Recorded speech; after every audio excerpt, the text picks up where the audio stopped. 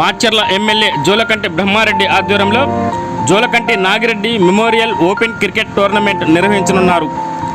మాచర్ల పట్టణంలో బంగ్లా గ్రౌండ్లో ఈ నెల 28వ తేదీన నిర్వహించబడును. ఈ టోర్నమెంట్లో గెలుపొందిన వారికి ఎమ్మెల్యే జోలకంటి బ్రహ్మారెడ్డి చేతుల మీదుగా బహుమతులు అందజేయబడును.